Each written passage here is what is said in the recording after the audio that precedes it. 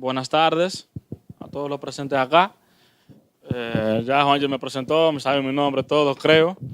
Hoy decidí hablar acerca de la importancia de la participación juvenil en la política, pero antes de, quiero saber si se escucha bien el micrófono, bien, todo bien. Y como vamos a hablar de jóvenes, quiero saber si aquí hay personas que tienen menos de 20 años. Menos de 20 años, nadie. Y menos de 25, menos de 25, menos de 25, menos de 30. Ya.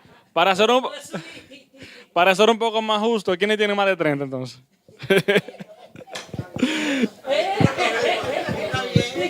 Tenemos espíritu de jóvenes. Eso es lo importante. Yo particularmente me siento muy agradecido porque en el día de hoy celebramos lo que es el segundo aniversario del Foro Social.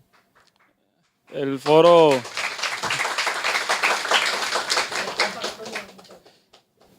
Social es un espacio de discusión histórica, de discusión social y cultural. Haciendo un breve recuento histórico, nuestra primera actividad fue con el doctor allá, le digo doctor, Emilio Rodríguez, en un aula.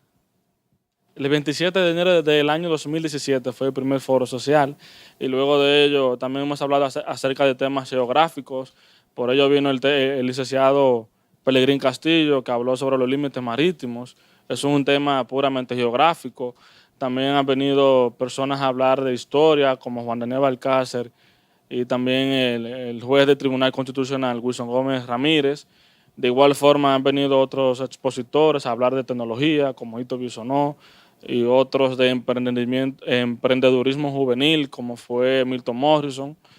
Y lo que hemos realizado acá en la universidad es básicamente un aporte, no solo a la cultura, el arte, la historia, sino también a esta comunidad universitaria, que si tanto nos ha apoyado, debemos agradecerlo públicamente y también con nuestros aportes.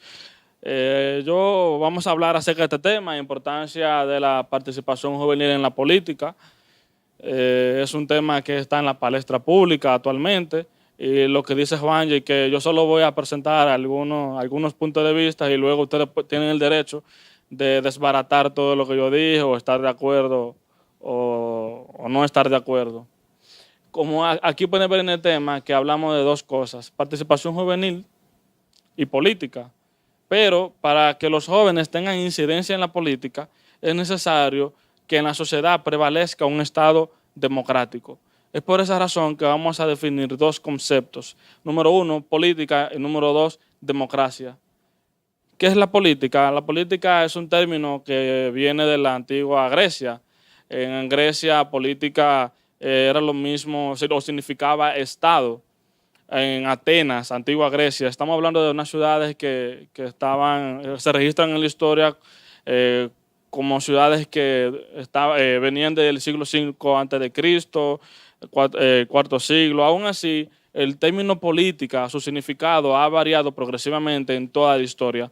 Es por esa razón que politeia se asimiló como el Estado, como la República, como la Constitución, como la ciudadanía, como el régimen político, etcétera, etcétera. En cambio, politique significaba el arte político, el arte de hacer política.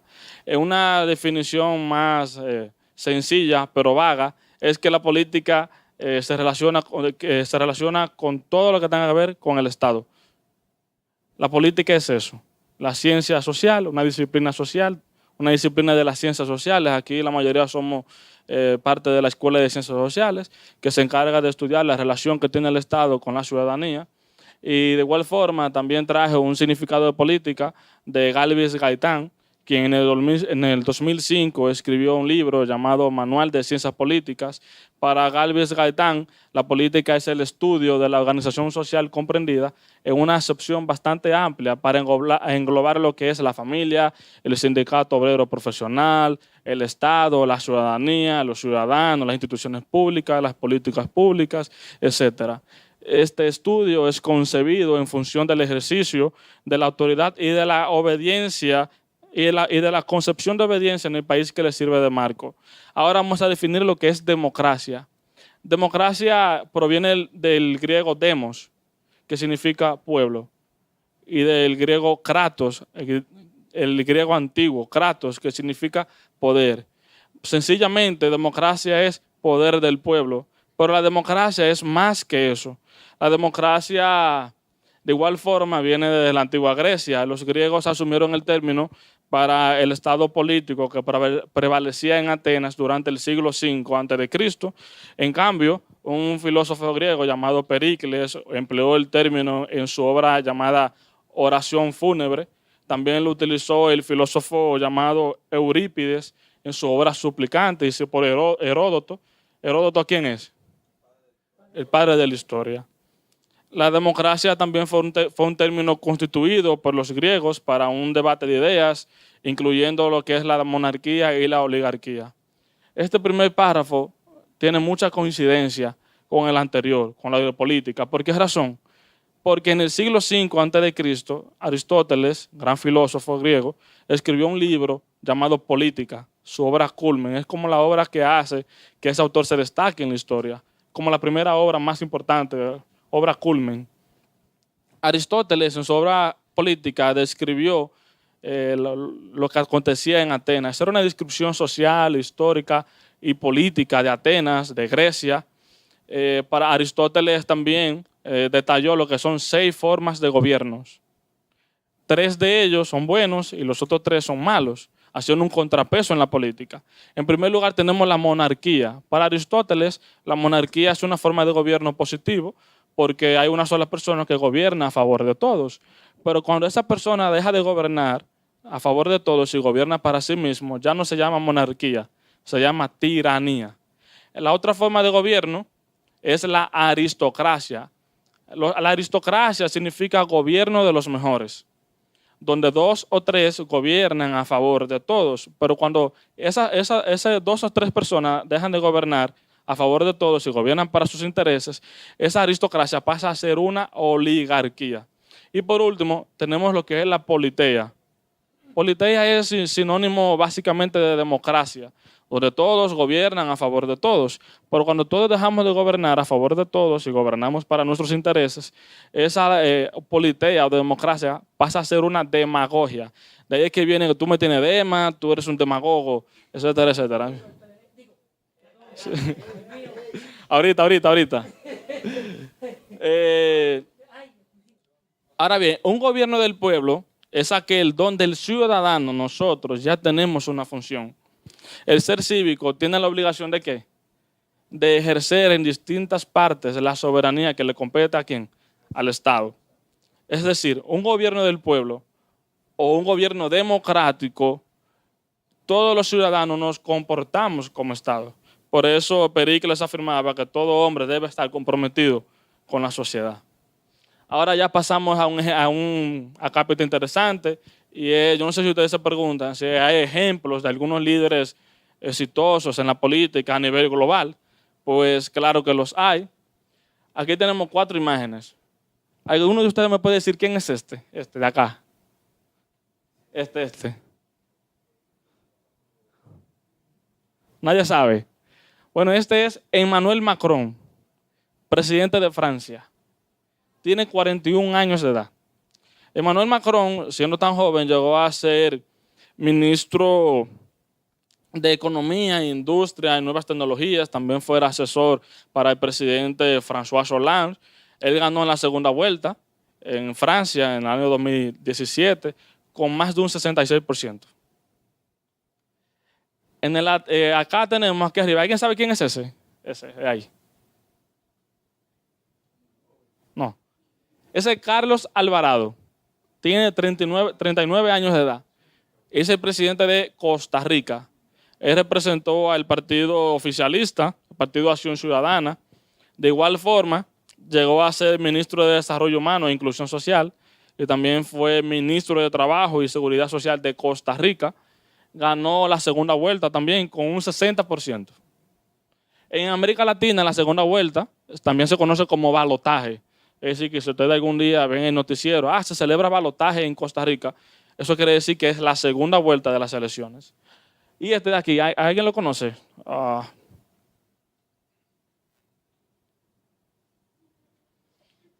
Ah, pero qué bueno que van a aprender. Ese se llama Iván Duque, presidente constitucional de Colombia. Tiene 42 años de edad. Iván Duque llegó a ser asesor del ministro de Hacienda durante el gobierno de Andrés Pastrana y también fue asesor internacional del gobierno de Álvaro Uribe.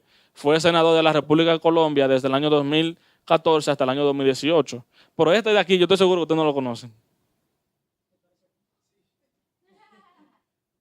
Ese es mi primo, canciller federal de Austria.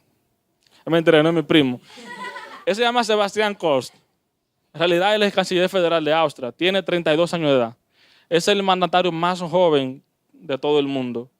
Por si fuera poco, a la edad de 27 años logró ser ministro de Asuntos Exteriores e Integración de Austria, a los 27 años de edad.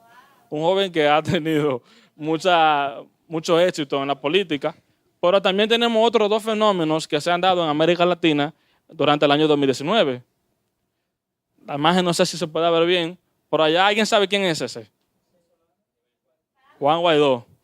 Juan Guaidó fue electo diputado de la Asamblea Nacional de Venezuela. Claro está que tiene mucho público a favor y otro público que no está a favor. Pero yo lo considero como un joven exitoso en la política por razón de que ha asumido un rol tan delicado en la actualidad, de proclamarse presidente encargado e interino de la República Bolivariana de Venezuela, haciendo un contrapeso a Nicolás Maduro. Juan Guaidó asumió ese rol de acuerdo con la Constitución venezolana en su artículo 233. Claro está que eso lo podemos debatir más luego, más adelante, porque es un gobierno, hay muchas personas que lo acusan de imperialistas, hay otras personas que dicen que quieren irrumpir un orden democrático, pero también hay otras personas que no están de acuerdo con Nicolás Maduro y por lo tanto ven una opción para recuperar esa esperanza que hace falta en Venezuela, que sí la hace falta. Este que está acá, ¿alguien lo conoce? Ese señor se llama Nayib Bukele. Tiene 37 años de edad. Es el presidente constitucional electo de El Salvador. Era un publicista, es el presidente constitucional más joven de América Latina. La diferencia entre Juan Guaidó y él es que este es un presidente constitucional y Juan Guaidó es el presidente encargado, interino. No es presidente constitucional para establecer las diferencias. El caso de Nayib Bukele, yo lo llamo el karma político en su máxima expresión. ¿Por qué el karma político en su máxima expresión? Porque en el año 2017, este señor acá era alcalde en San Salvador, provincia de El Salvador. ¿Qué pasa? Él era miembro del Frente Moribundo de Liberación Nacional, FMLN, de El Salvador, un partido de izquierda. ¿Qué pasa? Bukele, durante su gestión como alcalde, tenía ideas contrarias a la del presidente, a la de su partido, que tenía ideas muy tradicionales. Bukele era un publicista joven, jovial, moderno, innovador, y por lo tanto el partido decidió expulsarlo de sus líneas. 2 años después, este señor forma un partido y llega a ganar la presidencia, y el partido que lo expulsó queda como la tercera fuerza política. Cuando ese partido debía innovar sus ideas, estar de acuerdo con la juventud, con los jóvenes, y que pueda permanecer en el gobierno. Hoy en día es la tercera fuerza política. Cuando él era alcalde, era la primera. Él sale del partido, gana con otro, y el partido que lo expulsó queda en la sombra, por no apoyar a la juventud. Eso es muy delicado. Ahora bien, podemos mencionar algún caso en la República Dominicana. ¿Alguien me puede decir algún caso en la República Dominicana de un joven exitoso en la política?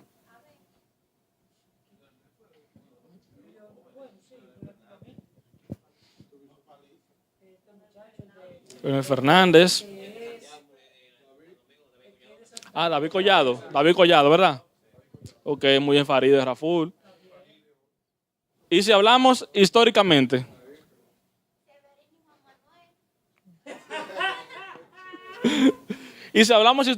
¿Por qué no hablamos de Juan Pablo Duarte y de la Trinitaria?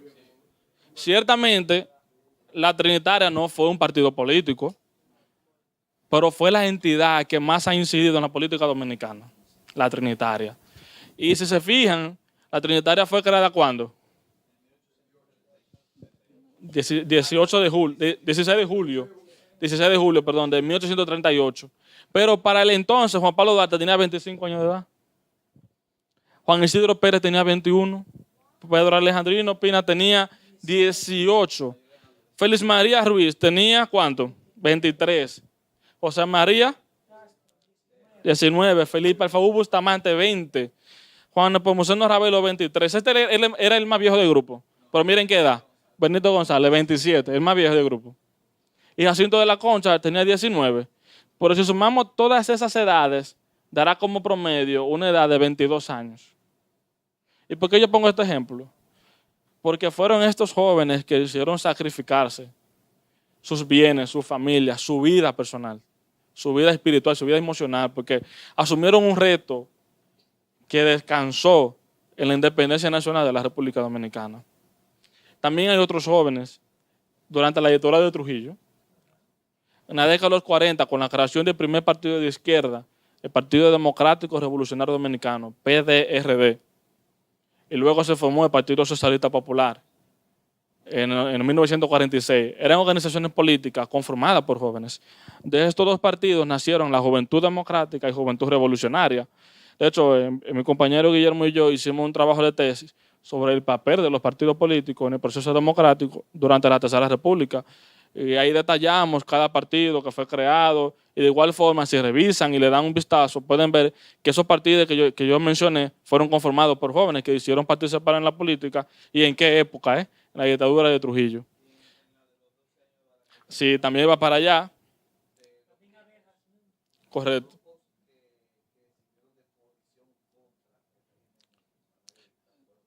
También está el Movimiento de Liberación Dominicana, un movimiento político poco mencionado en la historia.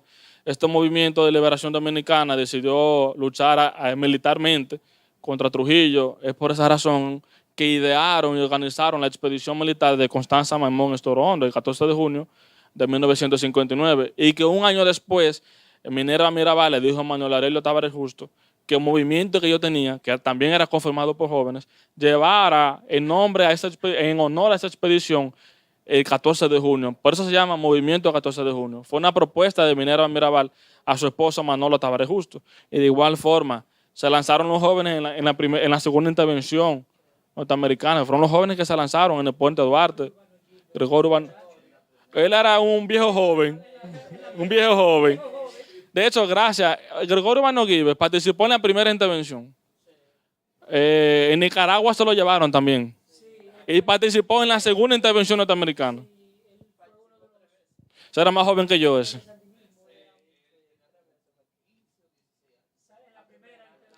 Y de hecho, en la expedición de 1959 no solo habían jóvenes, también había un niño, Pablito, tenía 13 años de edad. Y asumir ese rol en la política dominicana. Sí. En la noche del 27 hubo un joven, estaba Andrés Sánchez, no tenía menos de 18 años. Sí, pero también tenemos en la segunda intervención norteamericana el papel de las mujeres que relativamente jóvenes, como Tina Bazuca y otras más, que no llegaban a los 20 y tantos, o sea, no pasaban de los 20 y tantos años. Y en los 2 años de Balaguer, en la dictadura de Balaguer, habían jóvenes como a mí, Abel Hasbún, Amaury Germán, Orlando Martínez, Narciso González, eran jóvenes que no tuvieron más incidencia en la política porque fueron asesinados. Ahora bien, sería bueno analizar el contexto político actual en la República Dominicana. ¿Qué tenemos en la actualidad y cuántos jóvenes van a votar ahora en el 2020? ¿Qué podemos hacer y qué no? Aquí tenemos un padrón electoral con cifras estimadas al año 2020. Son cifras estimadas, es decir, que pueden cambiar. Y acá en el primer bloque tenemos que el 18.5% es el equivalente a las personas entre 18 y 25 años. Esas son las personas hábiles para votar en las elecciones del año 2020. El 11.6% es el equivalente a las personas entre 26 y 30 años. Y por último, el 10.2% es el equivalente a las personas entre 31 y 35 años. Y por último, la suma de todas esas cifras da como resultado un 40.3%, que es el equivalente a las personas entre 18 y 35 años hábiles para votar en las elecciones del año 2020. Pero tenemos otro dato acá. Bueno, aquí tenemos un porcentaje de rangos de edad. Eso fue creado por la Junta Central Electoral. Eso fue un padrón de cara al 2020. Fue diseñado el 17 de septiembre del año 2018. Aquí tenemos datos interesantes que se los puedo pasar si me dan el correo o algo parecido. Por aquí tenemos otros datos interesantes y en el primer grupo acá, de 18 a 35 años, somos el 40.3% de las personas hábiles para votar en las elecciones. De 18 a 40 somos el 50.2%. Y por último, de 18 a 45 años somos el 59.4%, casi un 60%, de las personas que van a votar en las elecciones de 2020, jóvenes que van a votar. En el otro bloque tenemos una representación proporcional en la Cámara de Diputados, es decir, que si somos el 40.3%, deberíamos tener en la Cámara de Diputados un 76 diputados que vayan a velar a favor de la juventud. Si somos el 50.2%, deberíamos obtener 95 diputados. Y si somos el 59.4%, deberíamos obtener una representación de 113 diputados. Y aquí tenemos el dato más preocupante para los partidos políticos, y es este. Según la encuestadora Gallup hoy, la Gallup es conocida como una encuestadora certera, que casi no se equivoca, con poco margen de error. Según la Gallup, ningún partido político ganaría en la primera vuelta. Y la indefinición es de un 20.9%, redondeándole sería un 21%. Aquí también, miren, por ejemplo, en el año 2020, unos datos provisionales, el candidato del PLD sacaría un 39.2%, el candidato del PRM obtendría un 24.7%. Esto lo dio la Galo diciendo que ningún partido tiene tanta popularidad para ganar en la primera vuelta. El candidato del PRD obtendría 1.4%. Aquí tenemos los candidatos alternativos. Ramfis obtendría un 4.3%. Guillermo Moreno obtendría 1.6%. Alfonso Rodríguez obtendría 1.5%. Esas son probabilidades. Otros candidatos alternativos obtendrían 5.1% y la suma de todos esos candidatos alternativos sería 12.5%. El 20.9%, es decir, casi 21%, no sabe por quién votar, no quiere votar. Aquí ninguno, 1.8%. Por eso aquí en este dato, la evolución de la simpatía partidaria. El PRD para octubre del año 2018 tenía una simpatía de 4.4%. Considerando que la mayor simpatía del PRD fue para noviembre del año 2011, con 49.2%. Desde el año 2011 hasta la fecha, el PRD ha perdido más del 45% de simpatía. Aquí tenemos el PRM. El PRM para octubre del año 2018 tenía una simpatía de 14.7%, considerando que la mayor simpatía del PRD desde su fundación fue para enero de 2016. PRM, 26.9%. Aquí tenemos el PLD. El PLD para octubre del año 2018 tenía una simpatía de 38.6%, considerando que la mayor simpatía en los últimos 11 años fue de 60.1% para abril del año 2016. El PLD ha perdido casi un 22% de simpatía partidaria en tan solo 2 años. En tan solo 2 años. Y por último, el PRCC, si se fijan, son los cuatro partidos mayoritarios. El PRCC para octubre del año 2018 tenía una simpatía de 2.1%, considerando que la mayor simpatía fue para noviembre del año 2010, con un 7.5%. Y yo no sé si ustedes se preguntan por qué es que ya la gente casi no cree en los partidos, porque esos partidos mayoritarios hoy en día ya no tienen tanta fuerza política como la tenían anteriormente. Y la respuesta es sencilla: la corrupción partidaria. Corrupción en los partidos políticos, los modelos tradicionales, dar la espalda a las necesidades de los jóvenes, porque los jóvenes es la base, es la fase, es el enfoque más importante en la actualidad. No solo para los políticos, es para la política. Los jóvenes somos los más importantes. Y no quiero decir que usted debe unirse a un partido y apoyar. No estoy diciendo eso. sino lo que ustedes deben empoderarse en la política, porque se puede hacer política desde distintas fases, de distintos renglones. Se puede hacer política desde el hospital, se puede hacer política desde la escuela, se puede hacer política ayudando a una persona en la calle, porque política es más que ser político. Y la respuesta a todos esos problemas y a toda esa poca credibilidad que tienen los partidos políticos lo ofrece el informe Latinobarómetro desde el año 1995 hasta el año 2015. El informe Latinobarómetro mide la opinión pública de América Latina. El informe Latinobarómetro presenta algo que yo quiero que ustedes lo tengan bien presente, o se lo anoten. Miren, según este informe, los jóvenes no están muy satisfechos con la democracia, para un 33%, y otros están insatisfechos. Es decir, que un 53% de los jóvenes a nivel latinoamericano no creen en la democracia o están insatisfechos con la democracia, no les gusta la democracia. Pero no es porque la democracia sea mala, es por la práctica de los partidos políticos. A nivel latinoamericano, solo el promedio de la satisfacción con la democracia es de un 33%. Aquí tenemos otros datos. Además de eso, un 50% de las personas, incluyendo a los jóvenes, ancianos, adultos, en América Latina no creen en las Fuerzas Armadas. Un 65% no cree en la Policía Nacional. Un 64% no cree en la justicia. Y un 62% no cree en sus presidentes. Danilo Medina ganó con más del 60%, pero yo te aseguro a ti que el 60% de la población no cree en él, a pesar de que votó. Y aquí están los datos más peligrosos y los más interesantes, además de peligrosos.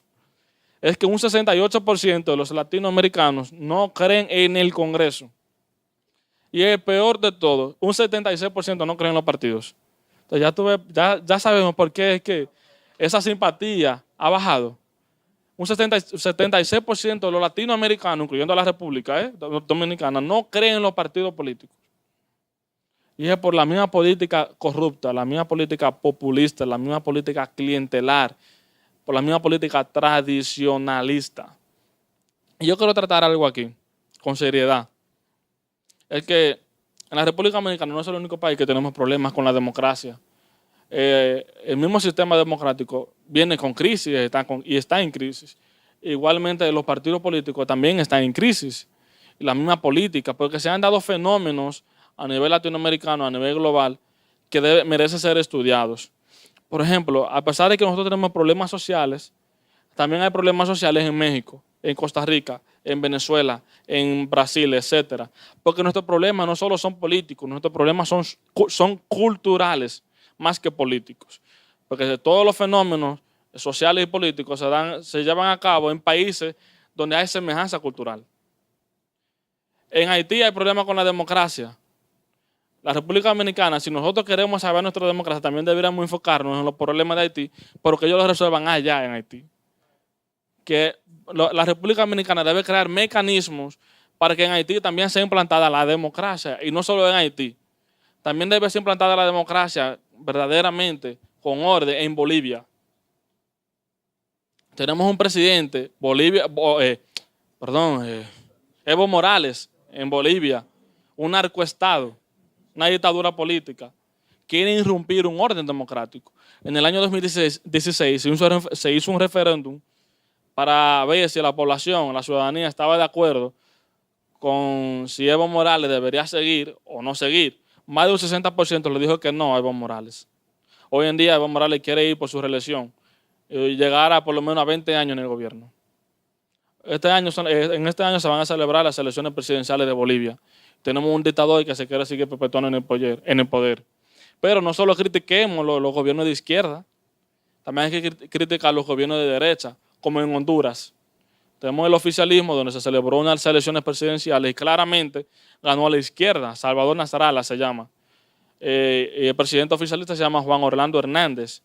Tiene todo el control, porque ese es el error de los partidos políticos. Controlar todo. Controlan la justicia, controlan las cámaras, controlan el poder ejecutivo, controlan hasta los perros viralata de la calle, todo. Ahí no. Tampoco se puede ser tan pendejo. Pero cuando un partido político llega al gobierno y controla todo, van a haber debilidades y va a haber un hartazgo político. Y también hay crisis de democracia en Brasil, en Argentina. Y los peores casos son en Nicaragua, con el presidente Daniel Ortega, reprimiendo a un pueblo que pide democracia, a los jóvenes mayormente, los asesina, como si son nada, como si son perros. Y el peor de todo es estar en Venezuela. Claramente un gobierno de izquierda. Y por simple ideología, los gobiernos de izquierda son totalitaristas, por simple ideología. Se apegan a un sistema militar para reprimir a un pueblo, lo que pasa en Venezuela.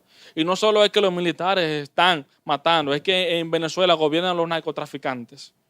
Eso se llama en política narcoestado. Ya no es un estado, hay un narcoestado.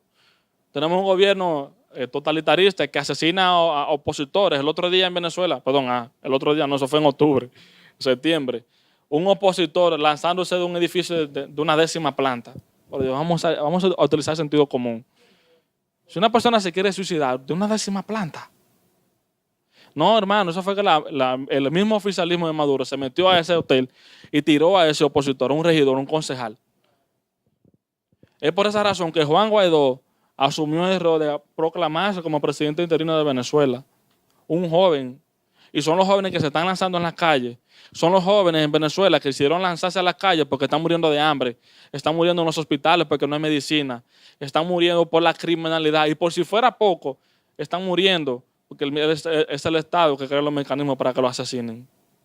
Es decir, que yo creo que la respuesta a todos estos problemas debería ser la democracia liberal. Ese es el punto de vista mío, una solución a esos problemas. La democracia liberal y que todos podamos estudiar a fondo qué es la democracia liberal y de qué forma podemos seguir con el rumbo democrático en América Latina.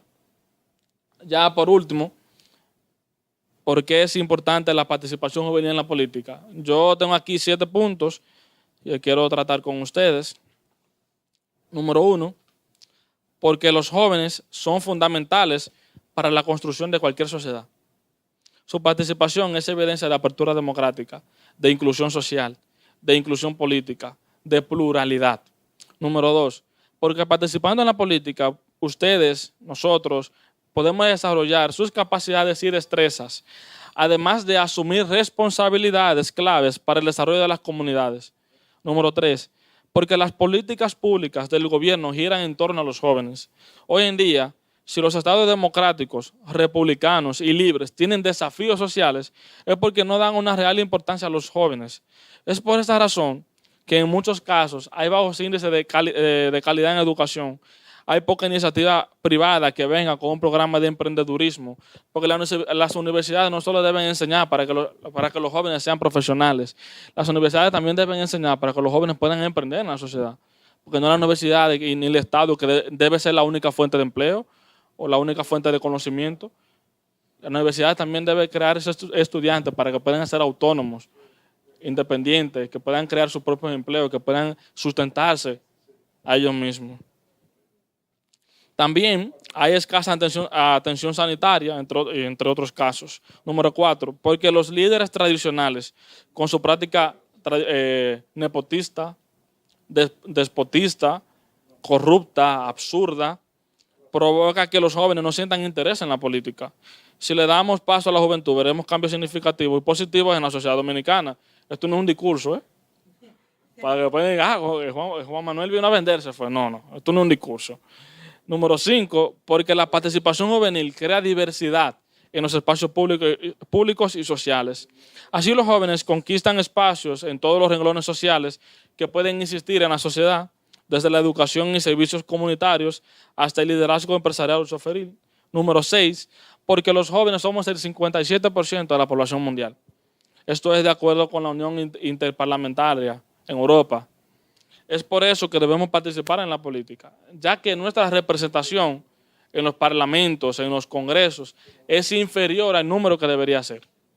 Número 7 y último, porque los jóvenes conscientes, responsables, educados e íntegros, podemos solucionar los problemas medioambientales, combatir los altos índices de corrupción e impunidad en nuestra región latinoamericana, reducir la pobreza, reducir la desnutrición infantil y exclusión social que caracteriza a nuestros países.